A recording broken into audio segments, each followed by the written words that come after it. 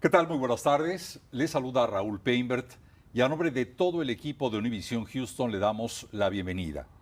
Lo que fue en apariencia un incómodo silencio parece ahora murmullo e incluso cada vez más una voz fuerte que exige respuestas, al menos tratar de entender lo que pasó. Y hablamos básicamente del título de este programa en base a la afirmación del doctor Joseph Barón, usted lo conoce, un luchador incansable durante los tiempos de la pandemia, que ahora tiene una nueva visión ante la enfermedad.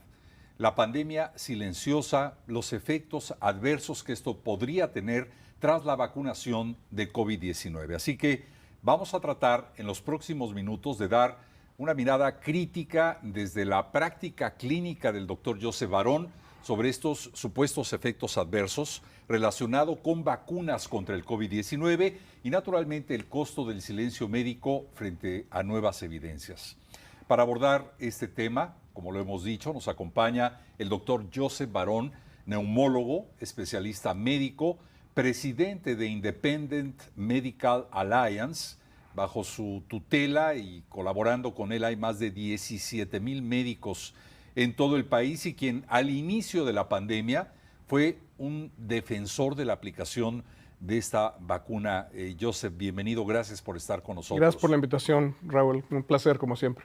De esa misma forma en que tú defendías la vacunación, cambia tu punto de vista con el tiempo.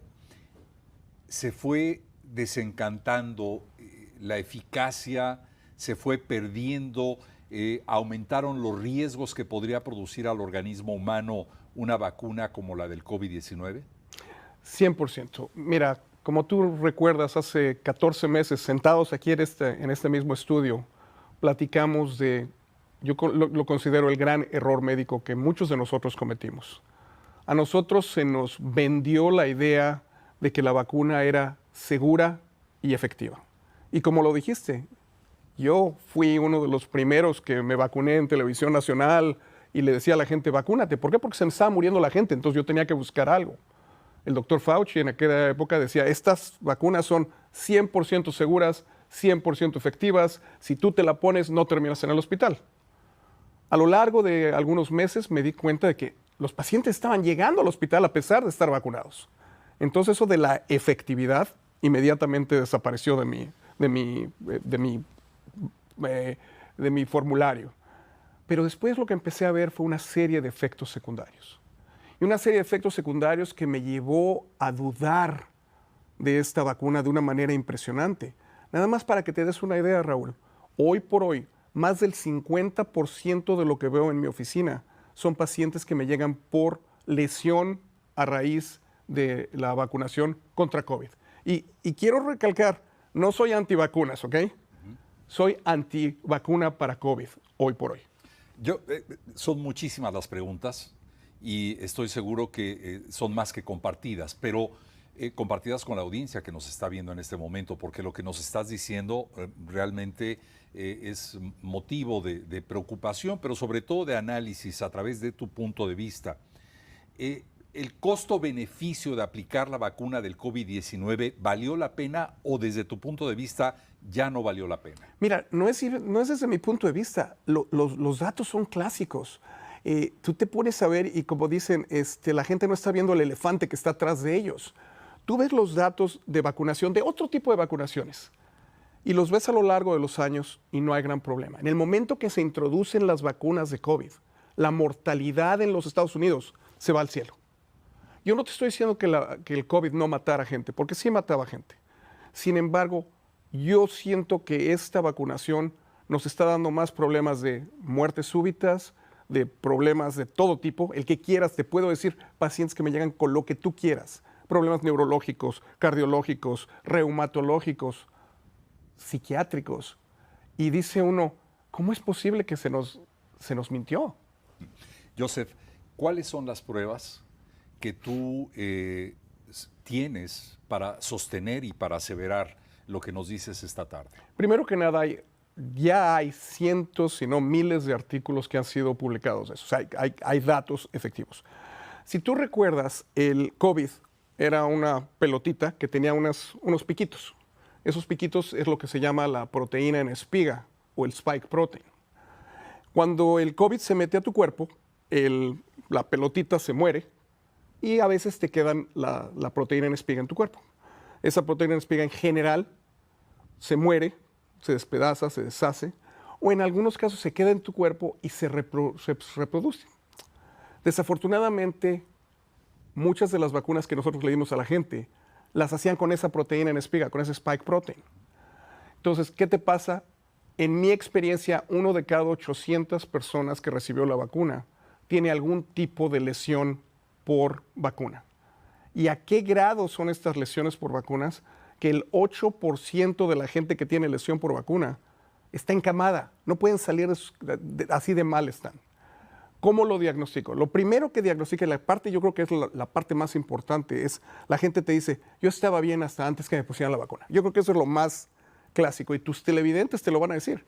Yo era una persona normal, a mí no me pasaba nada, en el momento que me dan la vacuna, todo se va para abajo. ¿Qué te puede pasar? Niños que les daban problemas del corazón, la dichosa miocarditis, el número de enfermedades reumatológicas que yo estoy viendo, que incluso a lo largo de casi 40 años de estar haciendo esto, jamás había visto. Las estoy viendo ahora semanalmente. Cosas que no tienen sentido. Y además, también vemos la presencia de esa proteína en espiga en el cuerpo de los humanos. En Japón hicieron un estudio muy interesante en el cual ellos crearon un ratón transparente. Y a este ratón transparente le dieron una vacuna de COVID con esta proteína en espiga. Y la proteína en espiga la pintaron de rojo, hablando químicamente, ¿no? Correcto. A las 24 horas, este ratoncito ya no era transparente, era completamente rojo. Entonces imagínate lo que te puede pasar en el cuerpo. El problema es que no sabemos a quién le va a dar y a quién no le va a dar. La gran pregunta sería, y muchos se le estarán haciendo en este momento, es, ¿le va a dar a todo el que se vacunó contra el COVID-19? ¿Depende del tipo de vacuna que se usó en ese momento para contrarrestar los posibles efectos de un COVID? Sin duda alguna, esto no le va a pasar a todos, porque si no, no va a existir nada de población. Sabemos que esto es más importante con las vacunas que fueron producidas por la compañía Pfizer y por la compañía Moderna. Son las que sabemos que dan más problemas y de hecho la compañía Pfizer tiene más efectos secundarios que la compañía Moderna en nuestra experiencia. Pero sabemos que esa proteína en espiga se puede quedar en tu cuerpo. Hay un estudio que fue recientemente publicado que muestra que después de 750 días de que fue administrada la vacuna, seguía esa proteína en espiga circulando en el cuerpo de una persona. Y en la forma en la que tú quieres que una vacuna funcione es, yo te doy una cosa extraña a tu cuerpo desarrolla inmunidad y esa cosa extraña se va. Pero por alguna razón, en algunas gentes, no en todos, y esa es la parte donde no queremos que cunda el pánico, ¿no? Que la gente empiece a pensar que, ay, ¿y ahora qué va a pasar a mí? No. En algunas personas esto empezó a pasar. 1 de cada 800 es lo que estamos pensando. Ahora, cuando dices 1 de cada 800, imagínate los billones de gentes que vacunamos. Esto se está volviendo lo que yo considero la verdadera pandemia. Doctor, lo voy a decir tal cual. Me cuesta trabajo escuchar al doctor Joseph Barón de hoy al doctor Joseph Barón de hace 3 años. ¿Cuáles fueron las 3 causas, los 3 motivos principales que lo hicieron cambiar radicalmente de opinión con respecto a la vacuna contra el COVID?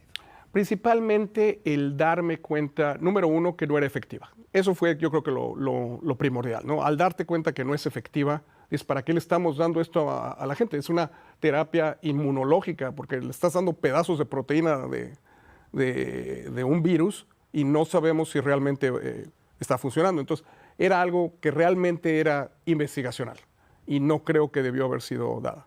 Segundo, empecé a ver gente que empezó a tener cosas raras y todos conocemos a alguien que tuvo muerte súbita, de buenas a primeras. Jamás habían tenido ningún problema y de buenas a primeras tuvieron coágulos o tuvieron alguna cosa así y terminaron muertos.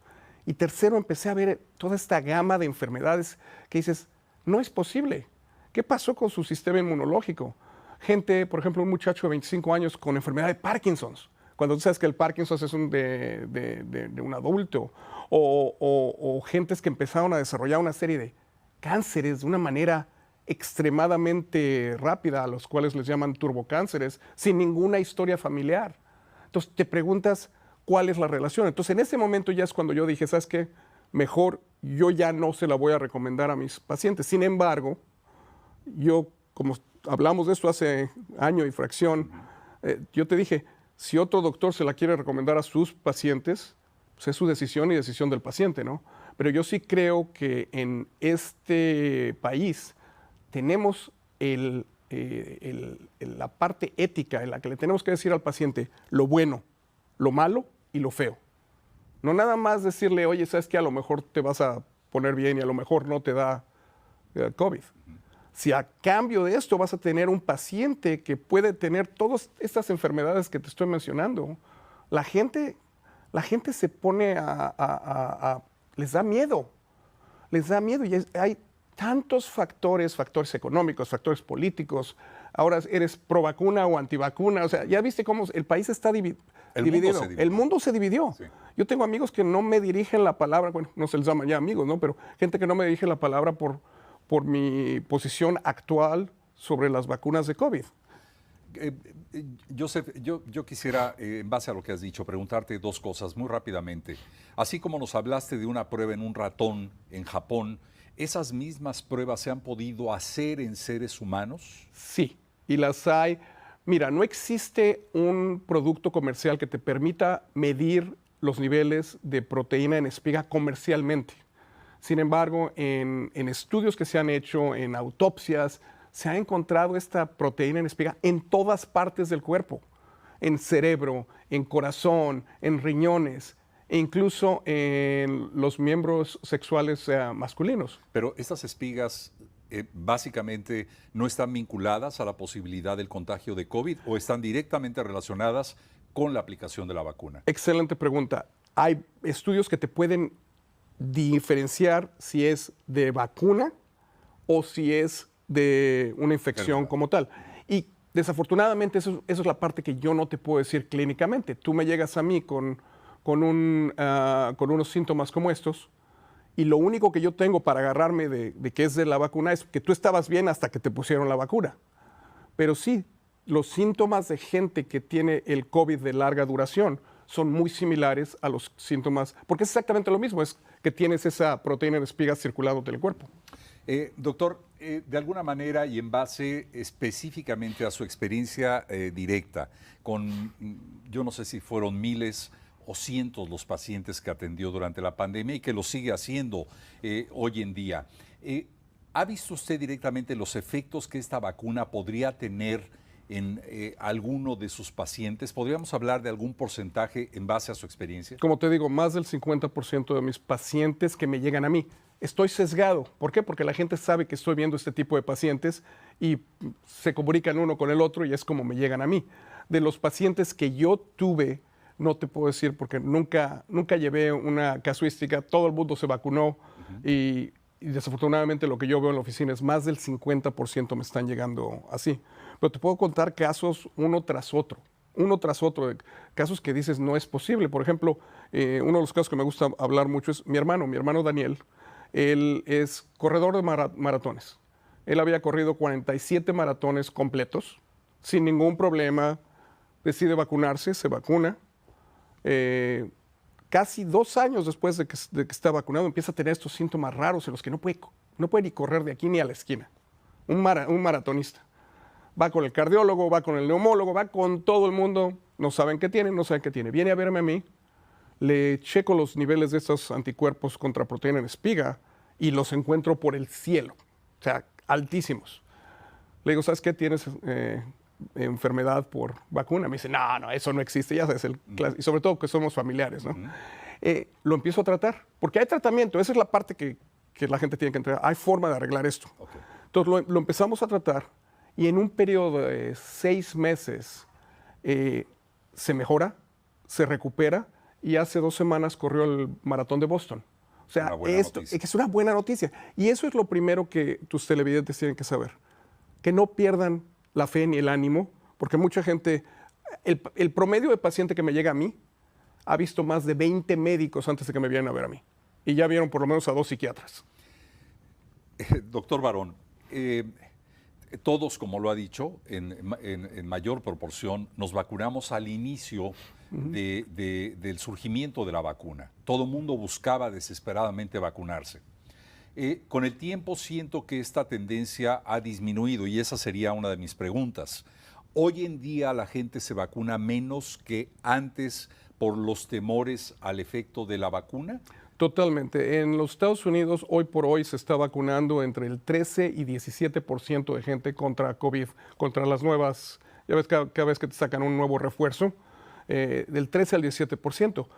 El problema que yo veo es que por este tipo de problemas que tuvimos con la vacuna de COVID, la gente ya no se quiere vacunar contra nada más. Ya no se están vacunando contra pulmonía, ya no se están vacunando contra influenza.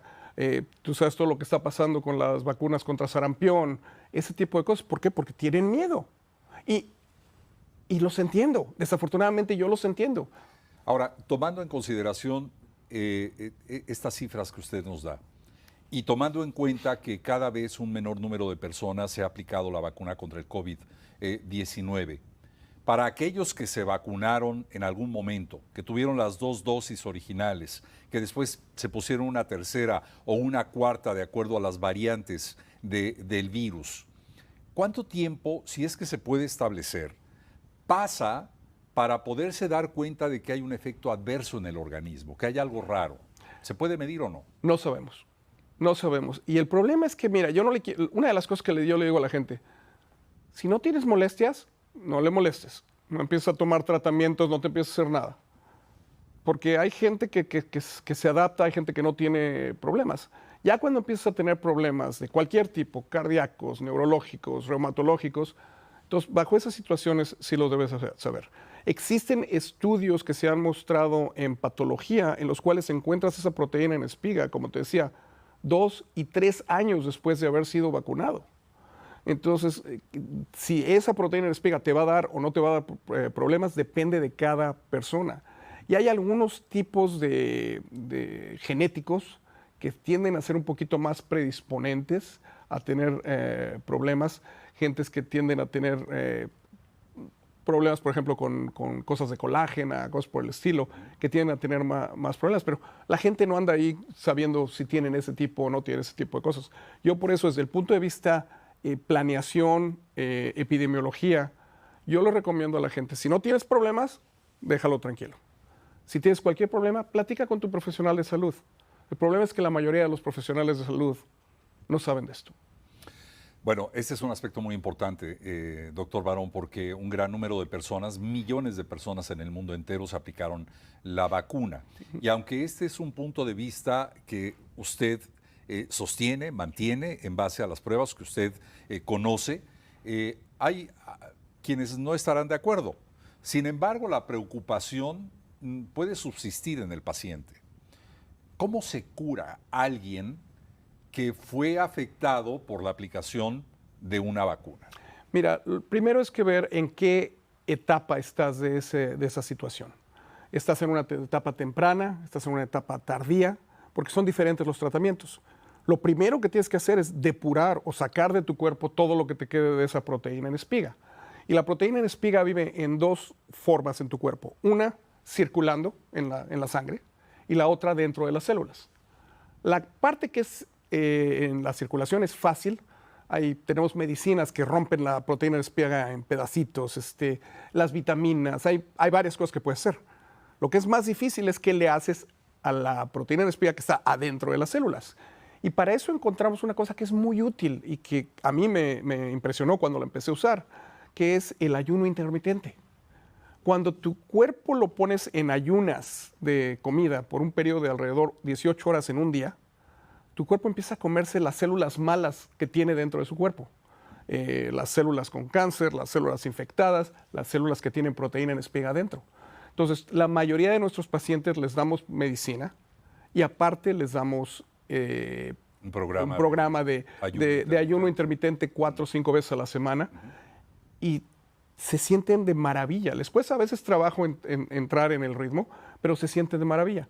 Pero eso no es lo único. Hay cada día estamos buscando nuevas cosas que se pueden hacer. He tenido gentes que se meten a cámaras de oxígeno hiperbárico, otras que les dan inmunoglobulina, que les puedes dar 20,000 y otras cosas. Cada paciente es diferente, no existe una receta universal. Y es por eso que es tan importante que consigas un profesional de la salud que sabe sobre esto. Porque, como te digo, mis pacientes que me vienen a mí ya vieron a todo tipo de médicos, les dicen no tienes nada, estás loco, no tienes por qué sentirte cansado todo el tiempo, todos sus exámenes de laboratorio salieron bien, porque hicieron los exámenes rutinarios.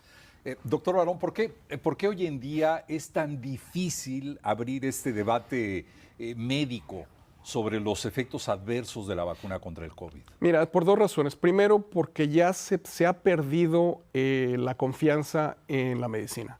Si tú recuerdas, nosotros hablamos de que en nuestras buenas épocas, hace 5 años, el presidente Trump salía y decía una cosa, después Fauci decía otra cosa y cambiaba de parecer 5 veces.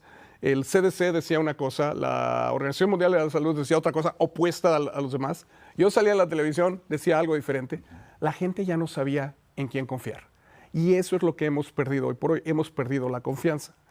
Desafortunadamente, dentro del ámbito médico, no nada más tienes esa parte, también tienes los aspectos económicos, los aspectos que son tan fuertes, los aportes que existen, por ejemplo, a las revistas pagadas por compañías farmacéuticas. Todo eso tiene una repercusión que eventualmente tú no puedes hablar con otra persona aquí sentados. Muy poca gente quiere tener ese diálogo, como dices tú.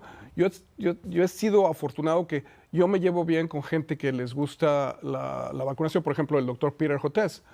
Somos amigos, platicamos, tenemos un diálogo, pero si a él lo tratas de poner enfrente de otra gente, no lo va a hacer porque los demás se quieren pelear y no es correcto. O sea, debemos de llegar a un medio en el que todos estemos de acuerdo, pero eso por el momento no lo creo. Desde su punto de vista, ¿existe autocensura médica o más bien podría empezar, por ejemplo, intereses o temores a una poderosísima industria farmacéutica? Bueno, yo te puedo decir que cuando publicamos nuestra primera interacción de estas hace año y medio, el primer comentario que sacaron en YouTube es: a este doctor lo van a suicidar.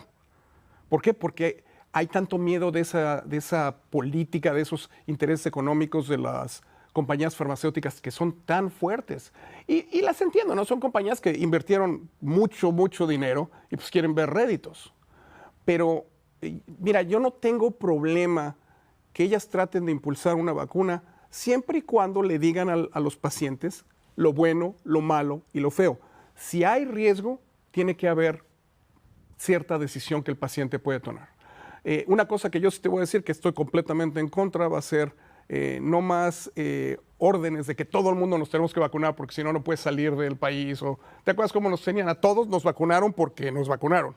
No nos quedaba mucha opción. Si hay riesgo, yo creo que tienes el derecho constitucional de que tú tomes tu propia decisión. Ahora, generalmente y desde un ámbito de ciencia médica, la decisión debiera tomarse en función de los estudios de las vacunas. Estos estudios, estas pruebas, esta información, tanto de la elaboración como de los efectos, ¿están disponibles al público? Mira, hubo varias cosas que no estuvieron y qué bueno que hablas de eso, porque hay que documentar este tipo de problemas. Primero que nada, muchos de estos estudios fueron publicados en las grandes revistas que nosotros como médicos leemos. El problema es que estas revistas reciben mucho dinero de las compañías farmacéuticas. Y nada más para darte un ejemplo, en uno de los estudios que se publicaron, este estudio tenía alrededor de 26 autores.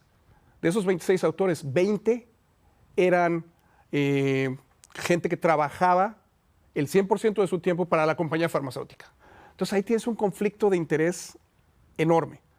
Cuando nosotros fuimos a hablar con esta compañía farmacéutica y le dijimos, déjanos ver los datos, ellos nos dijeron, tú no puedes ver los datos por 75 años. 75 años. Y ahorita, obviamente, bajo la nueva administración y bajo el secretario Kennedy, ahorita estamos tratando de obtener muchos de estos datos que no nos los querían dar anteriormente. y nos estamos dando cuenta que hicieron una serie de cosas que eran criminales. Criminales en el sentido de, por ejemplo, te cambiaban los puntos que ellos querían investigar. Como no los estaban alcanzando, los cambiaban a mitad de estudio. Eso no lo hace uno. Te digo, son muchos intereses económicos y políticos. Uno podría suponer, no lo voy a hacer ni lo quisiera hacer, pero ¿por qué guardar información tan importante que afecta a millones de personas en el mundo durante 75 años? ¿Hay alguna razón? ¿Antecedentes tal vez? Mira, todas estas cosas están en un nivel que es por arriba de ti y de mí. Estamos hablando de unos niveles que son, como te digo, económicos y políticos. No hay ninguna razón por la cual una compañía no te deba dar para que lo vea la gente, que lo vea el público. Hey, aquí están los estudios, tú analízalos tú.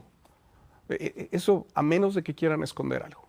Y ahí es donde entran las teorías de conspiración. Y yo no soy de esos que creen en teorías de conspiración, pero a mí me llama mucho la atención que una compañía farmacéutica te diga, no vas a poder revisar mis datos por 75 años. Sí, en ese sentido se siembra en muchos sentidos la suspicacia y la duda. Joseph, otra vez, te vi luchar hace 4 o 5 años en contra del COVID. Vi públicamente cómo te vacunaste frente a cámaras de televisión. Yo te preguntaría, siendo el recipiente de una vacuna, ¿sentiste o has sentido alguna vez un efecto adverso de esa vacuna? No sé. Yo sé que si he tenido algún efecto adverso sería algo mínimo y como te digo, es 1 en 800 de lo que sabemos que pasa. Entonces, tienes que tener mala suerte para el problema es que no sabemos a quién le va a pegar. Yo no lo he sentido y esa es una conversación que tengo todos los días con mis pacientes, incluso aquellos que vienen, que quieren ellos vacunarse contra COVID. Yo les digo, yo no lo recomiendo, pues ustedes quieren vacunarse, siempre ustedes sepan a lo que se están metiendo, no hay problema. Y el problema es que no saben a lo que se están metiendo, porque no nos han dado esa transparencia que hemos pedido. Yo lo único que quiero es que exista esa transparencia. ¿A qué grado que como parte del Independent Medical Alliance acabamos nosotros de lanzar nuestra propia revista médica? Una revista médica que no está relacionada a ninguna compañía farmacéutica, que nadie nos paga para poner anuncios, y en las que yo como editor en jefe de la revista tengo 100% acceso a todos los datos, puedo analizar todos los datos de cualquier paciente que se puedan mandar. Obviamente quitando la información del nombre del paciente y cosas por el estilo. Identidad, por supuesto. Joseph, ¿podrías de alguna manera especificar cuáles son los síntomas o las afecciones que más se observan hoy en día, probablemente derivadas, a no ser que tú lo afirmes, de la vacunación contra el COVID-19? Mira, son tantas que es difícil decírtelas, pero generalmente es una fatiga constante, neblina mental, dolores de coyunturas, de todo tipo de coyunturas, y de ahí ya puedes ir escalando a falta de aire, problemas cardíacos con arritmias y todo tipo de cosas como eso. Yo creo que los más importantes. Pero uno de los efectos más importantes es el aspecto psicológico. La gente, el aumento de gente que está deprimida, el aumento en el número de gente que se ha quitado la vida, que ha tenido este tipo de problemas, es tremendo. Y es un problema de salud a nivel internacional. Joseph, ¿percibes o tienes antecedentes de que la agresividad, la intolerancia que se ve con frecuencia, puede estar vinculada a aspectos relacionados con la vacuna del COVID-19? Mira, pueden ser muchas cosas. Sí puede estar relacionada a la vacuna, pero también puede estar relacionada a que nos encerraron en nuestras casas, que nos pusieron mascarillas, que nos dijeron que todas estas cosas, la economía se fue al suelo, hubo una serie de disfunción a nivel hogar, porque la gente tenía que vivir con sus familiares todo el tiempo. Todo esto puede estar relacionado. Y sí, sabemos que problemas psiquiátricos 100% han aumentado.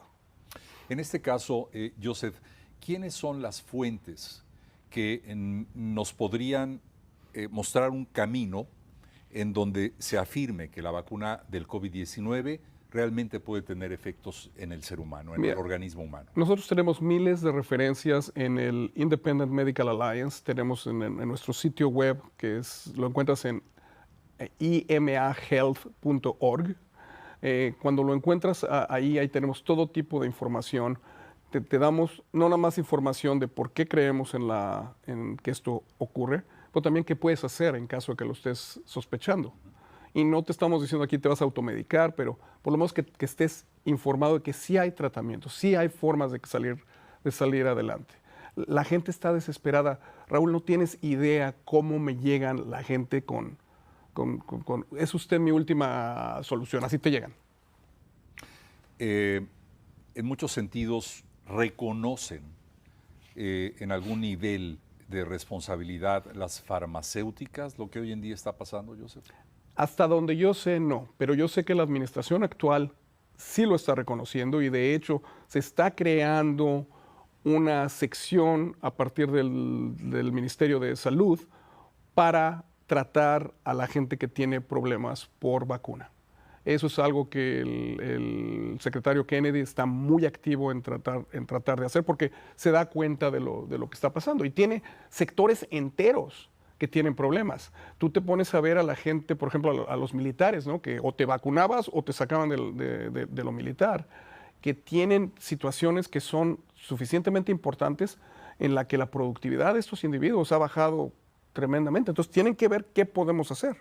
En este sentido, has compartido esta experiencia con otros médicos. Te lo pregunto por lo siguiente, y tal vez pueda sonar reiterativo con respecto a una pregunta anterior, pero ¿tú crees que existe miedo dentro de la comunidad médica para hablar de este problema? ¿Has hablado con alguien que reconozca que tal vez está de acuerdo contigo o no? 100%. Yo te puedo decir que gente que a mí me hablaba, gente que estaba en posiciones de liderazgo, e incluso tempranamente en la pandemia me decía, oye, ¿puedo ir a tu hospital para que me des una tarjetita que diga que sí me vacuné? Y son gente de liderazgo médico muy alto, porque ellos ya desde el principio sabían que había problemas. Claro que no se las vi, ¿verdad?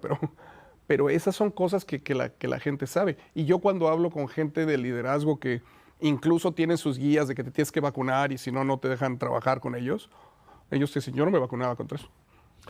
Joseph, creo que estamos llegando al punto final de esta plática en la que te agradecemos naturalmente nos compartas tus puntos de vista sobre este tema tan delicado y que alcanza a tantos millones de personas en el mundo entero. Pero en este punto, ¿cuál sería tu mejor consejo? ¿Tú qué le dirías a una persona que tal vez se siente mal o que tal vez tiene dudas con respecto a que la vacuna pudo haberle provocado algún nivel de daño? ¿Qué es lo que tendría? ¿Cuál es el siguiente paso? ¿Qué tiene que hacer? Porque aquí quisiera terminar con la esperanza de que si algo estuvo mal, algo se puede hacer para corregir, si es posible. Mira, y esa es una de las razones por las cuales estamos tú y yo sentados aquí hoy. La gente no puede perder la fe de que todos estamos haciendo algo.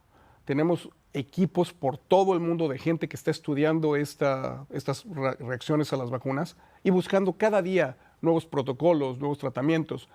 Hay algo que se puede hacer, eso es lo primero. Pero la pregunta para tus televidentes es, ¿cómo llegas a esa persona? Si tú vas a tu profesional de la salud, es muy probable que te diga, no tienes nada o vete al psiquiatra.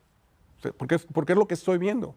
Entonces tienes que buscar en dónde. Y el problema es que desafortunadamente las redes sociales son un arma de doble filo. Te pueden ayudar, pero también te pueden echar a perder. Hay mucho chantaje y charlatanes por todos lados. Sí. Hay gente que te dicen que te van a dar esta agua que tiene no sé qué y que te va a curar y tú con tal de curarte la usas. Entonces ahí sí la gente tiene que irse a organizaciones que son leales en esto. Por ejemplo, el Independent Medical Alliance, que era anteriormente el FLCCC, yo creo que somos muy buenos en esto. Existe una cosa que se llama React 19. Existe también el Children's Health Defense, que ellos desde hace muchos años fue otra área que empezaron a hacer. Ellos ven todo tipo de vacunas, no nada más las de COVID, pero son gente que tienen los mejores profesionales de la salud estudiando qué se puede hacer y tratando de proveer a la gente que tiene problemas con soluciones. Y recordar siempre de que cada caso, cada organismo se trata de manera individual. Ojalá siempre sea con especialistas, con personas o médicos reconocidos, debidamente acreditados y con instituciones como las que tú nos hablas esta tarde. Joseph, no nos resta más que agradecer tu presencia con nosotros, insistir a nuestra audiencia de que estamos hablando única y específicamente del tema de la vacuna del COVID-19 y no de ninguna otra. Correcto. Y gracias por darnos este punto de vista, por conocer tal vez la otra cara de la moneda que otros no han dicho todavía. Sí, como te dije, yo creo que lo más importante en mi trabajo es aceptar cuando hemos estado equivocados. Y yo te lo digo aquí delante de los millones de gente que nos estén viendo, que me equivoqué. Yo creí en que esta vacuna era segura y efectiva. Y hoy por hoy te digo, no es segura y no es efectiva. Eso no significa que en el futuro no vaya a ser segura y no vaya a ser efectiva. Pero hoy yo no lo haría. Tú no lo ves así. No. Gracias, Joseph, por estar con nosotros. Un placer, como siempre. Muy buenas tardes. Gracias. Y gracias a usted por habernos acompañado.